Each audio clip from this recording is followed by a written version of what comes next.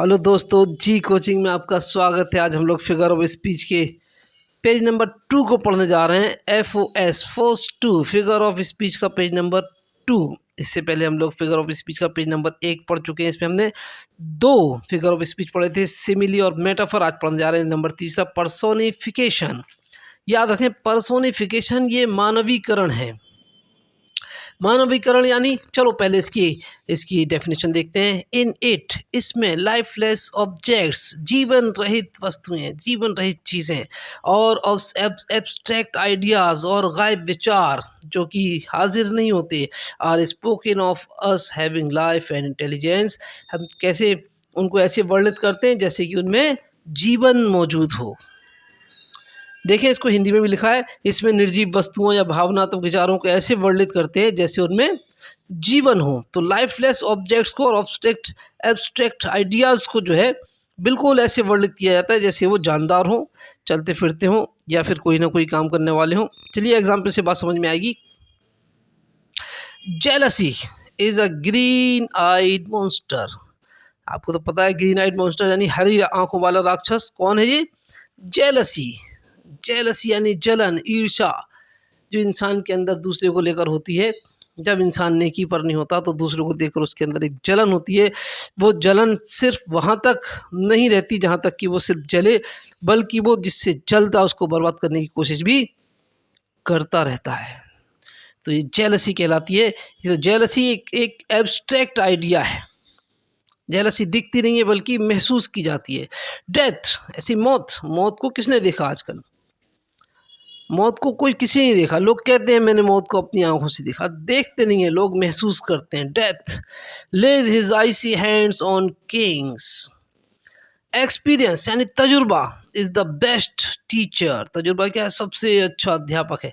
तो बात समझ में आ गई होगी। लाइफलेस ऑब्जेक्ट या फिर एब्स्ट्रैक्ट आइडियाज जो हैं वो इसमें काम कर रहे हैं बिल्कुल ऐसे जैसे कोई जानदार हो। लेट नॉट एम्बिशन, एम्बिशन यानी महत्वाकांक्षा, mock their useful toil. Love is blind, अब यहाँ पर प्यार को भी अंधा बता दिया, ऐसे कि उसकी आंखें भी हो, नाक, कान, मुंह, हाथ, पैर सब हो। लाई हैज़ नो लेग्स, ये देखो, लाई हैज़ नो लेग्स, झूठ के पैर नहीं होते। लाई जो है वो झूठ है, झूठ। इसके पैर नहीं होते तो क्या पर होते? तो आंखें होती हैं, तो हाथ होते, मतलब पैर नहीं होते। इसको भी क्या बताया यहाँ पे? मानवीकरण कर दिया, इसको भी मानव की तरह बताया। एनएक्साइटी, बेचैनी, उत्सुकता is sitting on her face, उसके उसके चेहरे पर विराजमान है। अपॉर्चुनिटी यानी अवसर, knocks at the door but once, अवसर दरवाज़ा खटखटाता है मगर एक बार। I am the daughter of earth and water.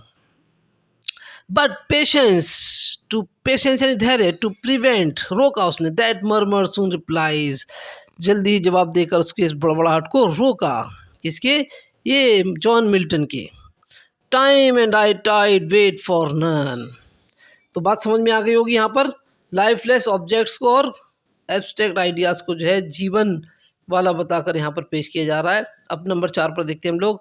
Apostrophe यानी संबोधन। ये जो है ग्रीक वर्ड अपोस्ट्रोफियो से बना है, अपोस्ट्रेफो से बना है। अपोस्ट्रॉफी इज डायरेक्ट एड्रेस, ये डायरेक्ट एड्रेस करता है किसको? टू द डेड, मृत को। टू द एब्सेंट, गायब को, अनुपस्थित को। और टू अ पर्सोनिफाइड ऑब्जेक्ट और आइडिया, किस किस को कर रहा है ये? मृतक को, अनुपस्थित को, मानवीय गुण वाली वस्तु को, विचार को संबोधन करना।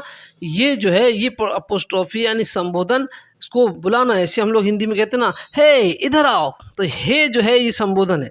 तो अंग्रेजी में संबोधन का शब्द क्या होता है? ये होता है ओ, या फिर ये निशान साथ में, या दोनों। देखें example. O solitude where are thy charm, यहाँ पे ओ सॉलिट्यूड करके बुलाया जा रहा है और साथ में अपोस्ट्रोफी का निशान भी मौजूद है। तो ये इसकी पहचान सबसे ज़्यादा आसान है। ओ के साथ आप निशान को देख लो। ओ world, O life, O time, whose last steps I climb, break break break on tight cold grey stones, ओ सी, यहाँ आखिरी में दे दिया ओ सी। मिल्टन, या मिल्टन को यहाँ पर अपोस्ट्रोफी किया गया। Milton, thou shouldst be living at this hour. आप सोच रहे होंगे कि यहाँ पर मिल्टन तो एक जानदार आदमी है, बल्कि ये बात यह है कि इस वक्त, जिस वक्त ये लिखा गया, उस वक्त मिल्टन इस दुनिया से जा चुके थे। O grave where is thy victory, O grave where is thy victory, कब्र तुम्हारी जीत कहाँ है। फ्रेलिटी, फ्रेलिटी यानी मक्कारी, दाई नेम इज वुमन, मक्कारी तेरा ही नाम क्या है, औरत है। तो इसमें देखें आखिरी में अपोस्ट्रोफी का निशान लगा और यहाँ पर फ्रेलिटी कहकर इसको अपोस्ट्रोफी किया गया।